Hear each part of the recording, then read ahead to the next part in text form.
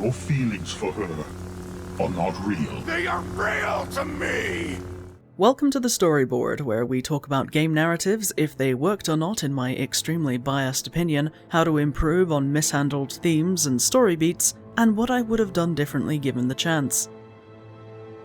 Today we're focused on The Force Unleashed and its sequel, the former of which I covered in the last What's the Plot episode, so if you haven't watched that and don't know what happened, you should go do that. But if you don't care and you're just here for the ride, then let's get to it. Now, while I don't personally have an issue with the scene where our edgy boy rips a Star Destroyer from the sky, I do think it would help if Starkiller showed significant amounts of strain to the point of actual physical damage to his body. He's overexerting by doing something he's never tried to do before, but has to because he's going to die if he doesn't. As it's finally starting to come down, we'd see blood coming from his nose, his ears, a thin trickle from his mouth, and when he's trying to slow it down so it doesn't crash into him, his eyes become bloodshot as well. He scrambles away and luckily lands in a safe spot, but immediately collapses, only to be found by Proxy. The droid is glad he survived and hauls him to the ship half-conscious, where Proxy remarks that he's going to stay behind on Raxus Prime because he thinks he's useless now, with his primary programming wiped, but Starkiller pleads for the droid not to abandon him before passing out. Starkiller would then wake up later to Coda explaining that he's lucky to be alive. He wasn't sure if the boy would make it, but it was the only thing that left him with a chance of surviving the situation. He's informed that he was out cold for a week as his body recovered, and when he asks, it's revealed that Proxy did in fact stay. Juno is also relieved to see him awake, though she's subtle about it. Framing it like this would help reinforce that it was something done out of pure desperation to survive without needing to downplay what Starkiller did by saying, oh, he was just redirecting an already falling Star Destroyer. It would also make it clear that this isn't something he can just do whenever he feels like it in a battle, because doing it almost killed him and laid him out for a week after. It is very much a last resort kind of move where he needs allies nearby to pick up his unconscious body immediately after.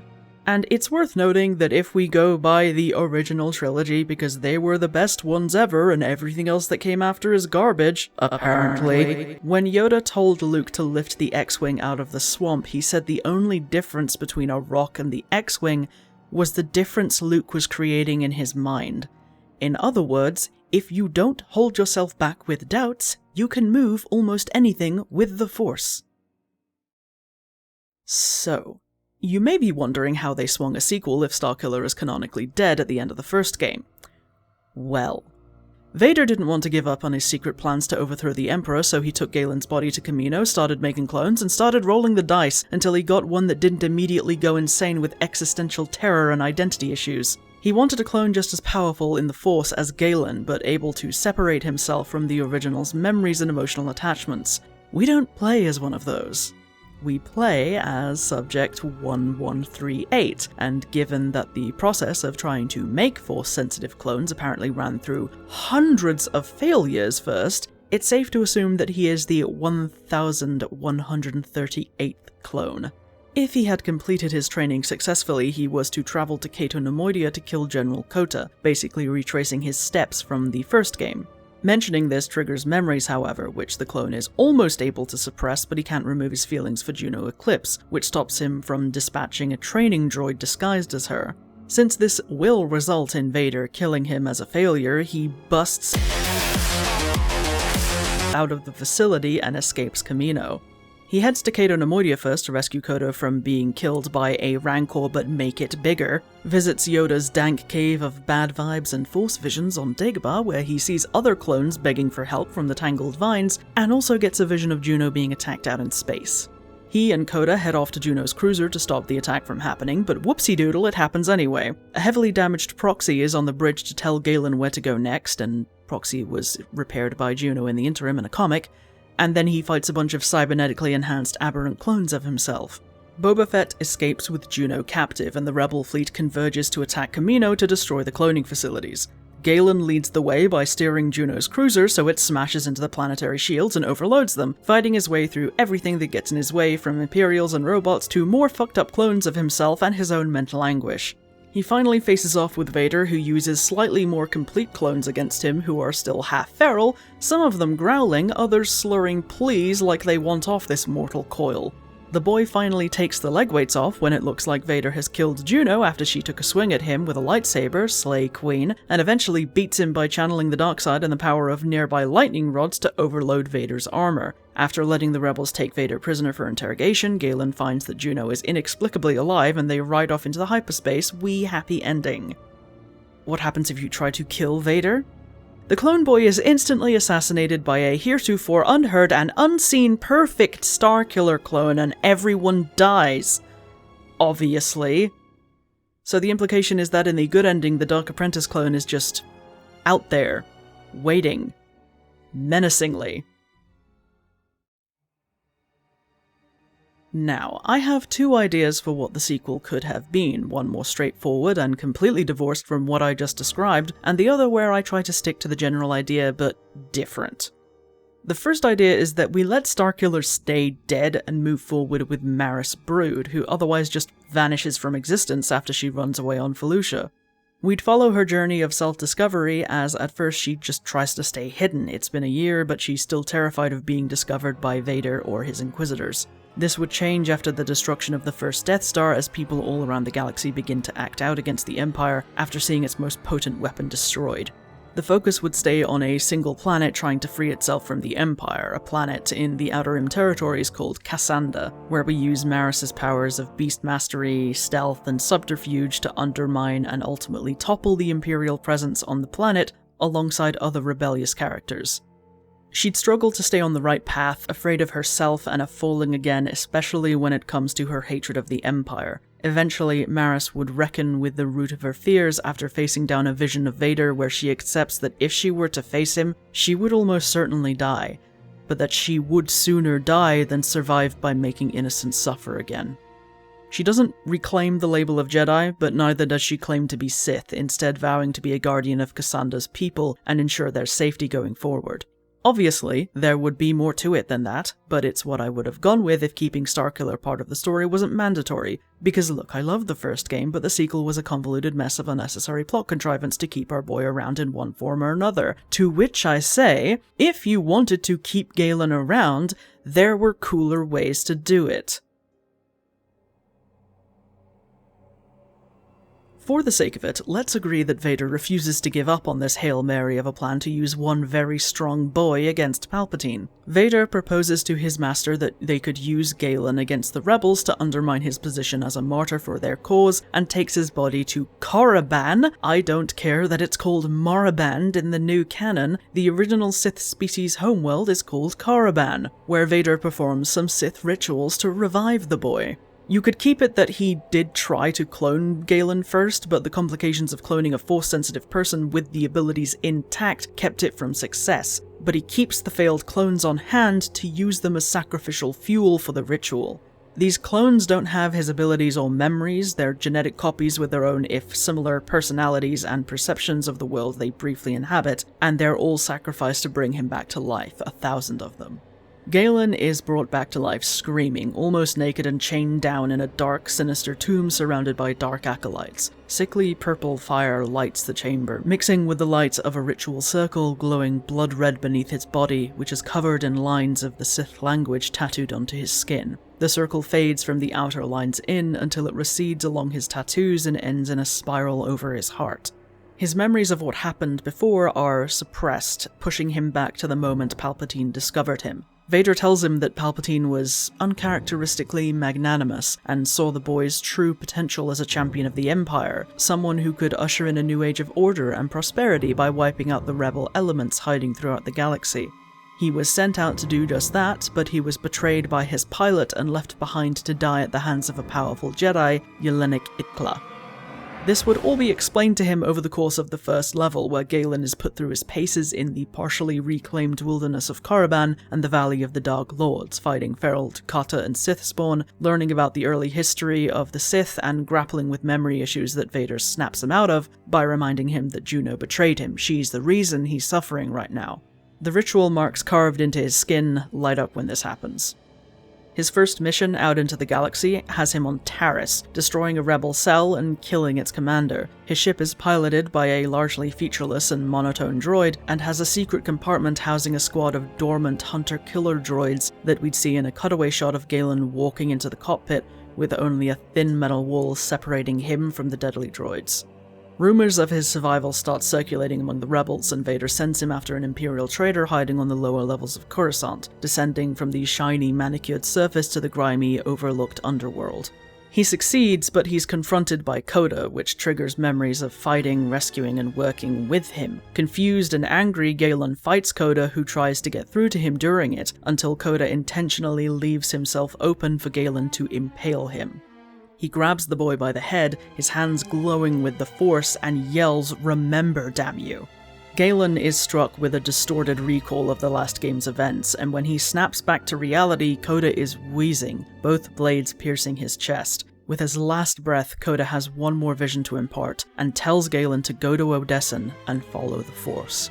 Confused and deeply rattled, Galen reports back to Vader that he killed the traitor, but they were carrying coordinates for a rendezvous happening soon, and he would like to be thorough and follow up on it. Vader hesitates at first, but agrees, telling the boy to return once he's done.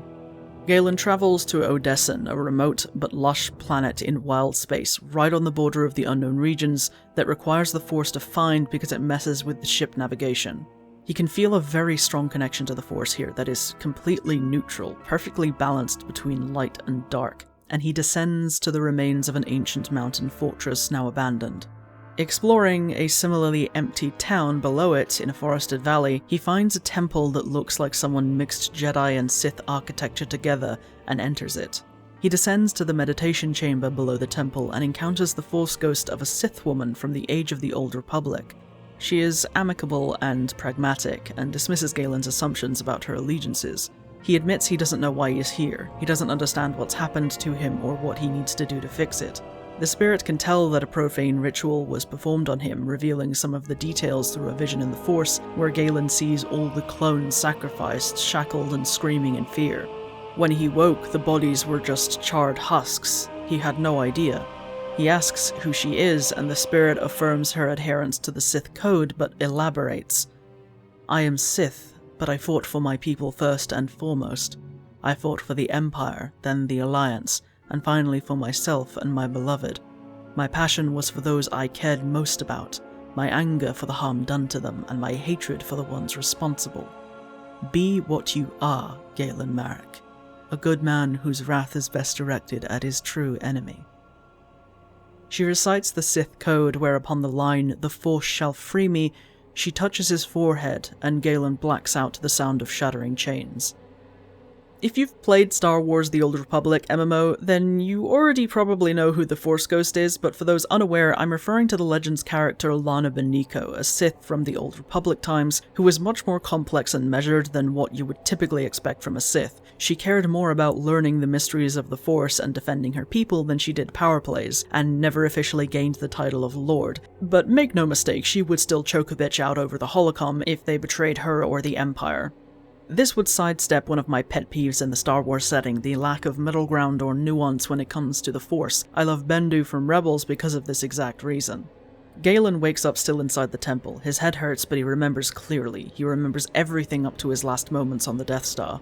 The spirit stops him from running away in a reckless fury, reasoning that he needs time to focus that rage into a bleeding edge. To this end, she teaches him how to properly meditate as a Sith, to not simply try to bulldoze the Force to get his way, but to fixate on his desires and goals, align his passions with them, and stoke the fire of his convictions.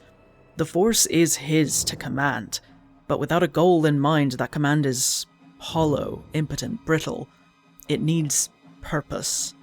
When Galen is properly focused, the spirit reveals a hidden container to him, bidding him to take what's inside and learn from it.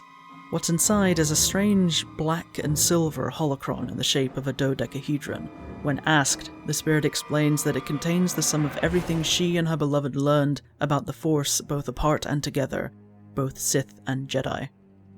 At Galen's surprised question over her beloved being a Jedi, the spirit simply smiles and fades.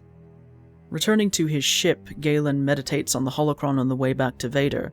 He lies to his master that he found a rebel meeting and slaughtered those present. When Vader asks for clarification regarding the planet he went to, Galen tells him it was remote, mostly wilderness with some old ruins, and Vader presses that his ship's navigation data during that time is useless. Now aware that Vader has access to the ship's systems, Galen simply tells the truth that he had to follow the pull of the Force to find it. There's something about that region of space that messes with navigation systems. He posits that the rebels must have had a Force adept with them, but he fought no such person there. Accepting this, Vader abruptly notes that General Kota was found dead by his rebel friends on Coruscant, killed by lightsaber punctures to the chest. Galen holds his nerve, scornfully remarking that once Kota died to his blades, he was no more important than the dirt under his boots. After a pause, Vader coolly congratulates Galen for overcoming his past failures and sends him to take out Proxy. Galen can't quite hide his surprise that Proxy is alive, but covers this by saying he's just surprised the rebels were able to get around the droid's security protocols. This doesn't go to plan, of course, because Galen avoids killing the rebels around Proxy and gets him alone.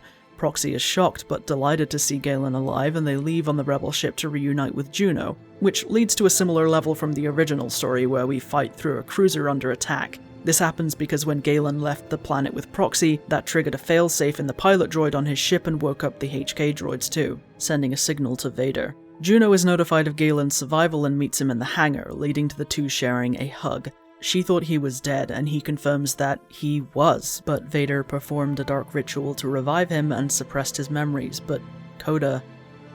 He stops and guiltily looks away, to which Juno quickly connects the dots. Galen apologizes. He didn't remember at the time, but Kota did something to shake the memories free and point him in the right direction. Even as he died, Kota didn't want the boy to suffer under Vader's yoke again. It's at this point that Galen looks woozy and collapses, as he's had very little actual rest since he woke up and even less since Kota jostled his brain. He wakes up later in the cruiser's medbay, where Proxy informs him that regular food, water, and sleep is essential to one's health and well-being. They gave him nutrients while he was out and were just about to do a scan for any other issues he might be having, to which Galen lies back down for. The medical scan reveals nothing out of the ordinary besides the Sith ritual mark showing up on it, until it gets to his chest where they find an implant behind his sternum, and Galen realizes that it's a tracker just as the ship rumbles with an explosion. Proxy jumps into action, and Galen has the medical droid remove the implant immediately, forgoing anesthesia so he can be upright as soon as it's out. The droid cuts him out of his shirt and begins the painful process of performing keyhole surgery to remove the implant. All the while, Galen holds onto the bed white-knuckled, forcing himself to keep his torso limp so he doesn't impede the droid with clenched muscle. The droid pauses with a flat, "Oh no," and Galen looks at it with both fear and incredulity because that is the absolute last thing anyone wants to hear in this situation. In the same flat voice, the medical droid looks at him and says, "This will hurt."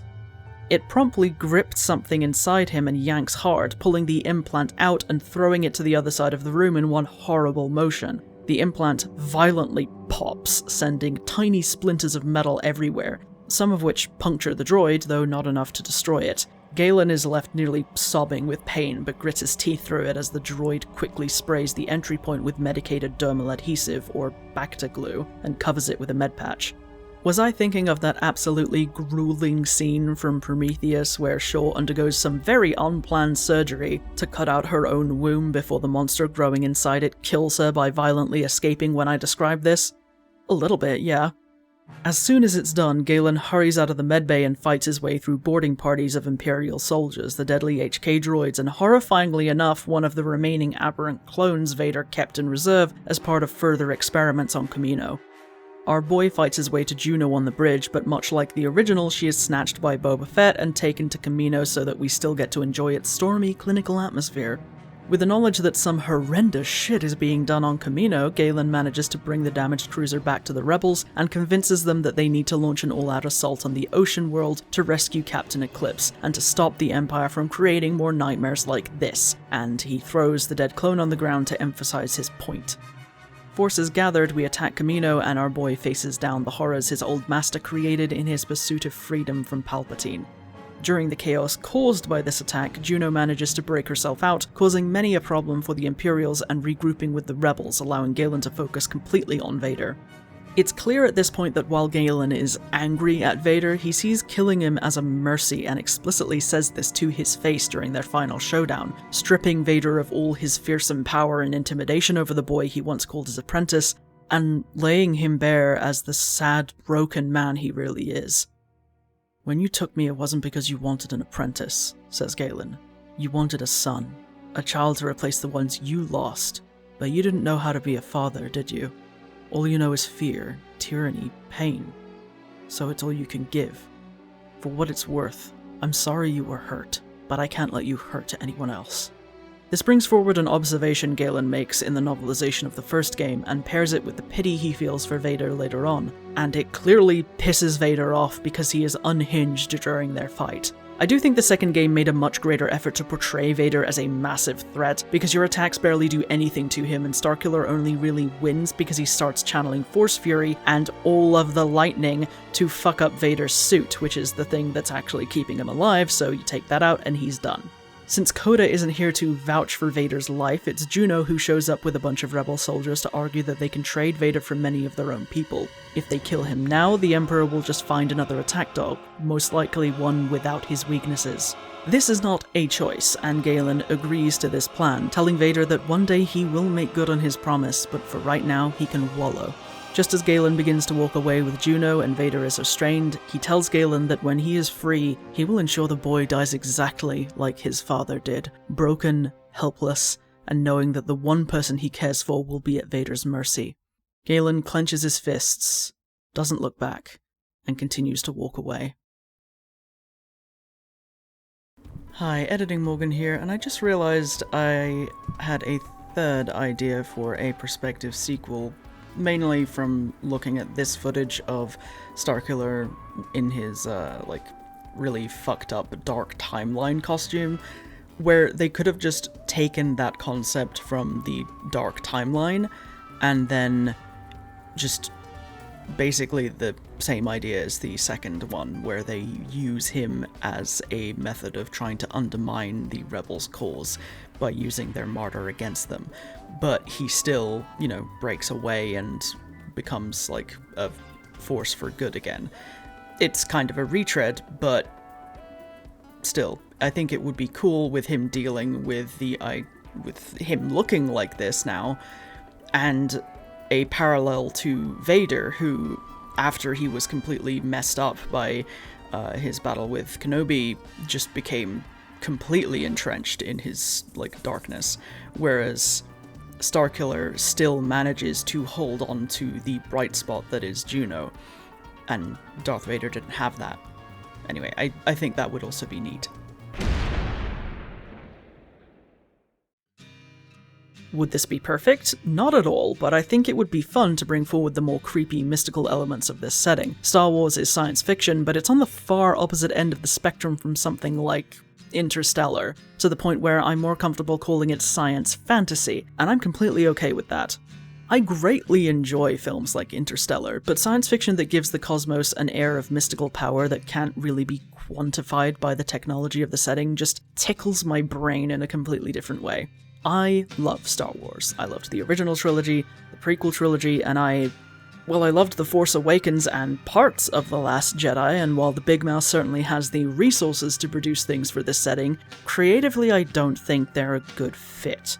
The era of the Skywalkers and the Galactic Empire and Vader and Palpatine, etc. has such a stranglehold on all of the shows, games, and films that have come out recently that I don't think we would have gotten something like Knights of the Old Republic had it been made today. I love Jedi Fallen Order for following new characters, but it still takes place during this time period.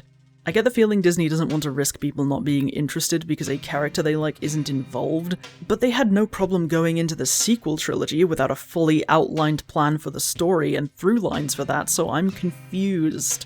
We are at least finally getting a show set in the High Republic, only a scant 100 years before the prequel trilogy, but it's progress. I just want them to branch out more, Give the team who made the Dead Space remake a license to create a Star Wars horror game where we have to survive an outbreak of the Blackwing virus in the Sith Academy of Odoacer Faustin 3,600 years before the original trilogy. Or a game similar to Alien Isolation where you play a run-of-the-mill technician on a passenger ship, but it's attacked by a star weird while in hyperspace and you have to sneak around the ship, slicing systems and surviving encounters with the entity. A Hitman-like game set on Nar Shaddaa, a survival craft game as a ship lost in the unknown regions, a game where you're unearthing horrific Rakatan experiments on Belsavis, or even a game set on Tython at the onset of the Force Wars, a 10-year-long conflict in the Jedi Order between those who only put value in the light, known as Ashla, and those who only wanted to use the dark, known as Bogan. This was a time when they still fought with force-infused blades rather than lightsabers, and it marked a turning point where a balanced approach to the Force that warned against the extremes of dark and light was cast aside in favor of those extremes. I think that could make a really cool story, especially if you played as someone who was trying to hold on to those ideals of not favoring one over the other. My point is, this sandbox has plenty of room for pretty much any kind of game you could think of. Sports, racing, MMO, farming sim, stealth, multiplayer action, RPG, you can do so much with it. And I think it would be healthier for the setting if more studios were given the license to make those games.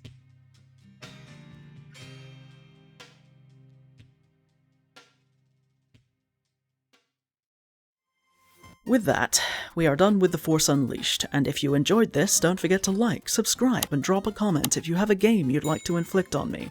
Special shoutouts to my supporters on Patreon, who are all very handsome people, and if you'd also like to be called a very handsome people, check out the link in the description. Patrons of all tiers get access to uncensored videos in the event YouTube doesn't like the content of the game I'm covering, and patrons of the Affectionate Nerd tier get to see behind-the-scenes content and intros for upcoming videos. If you are interested in consuming some of my ADHD adult nonsense unfiltered by editing, I also stream on Twitch every Wednesday and Thursday at 8 PM British summertime. Thank you for watching, remember to take your medication, drink your water, be kind to yourselves, and I will see you all next time.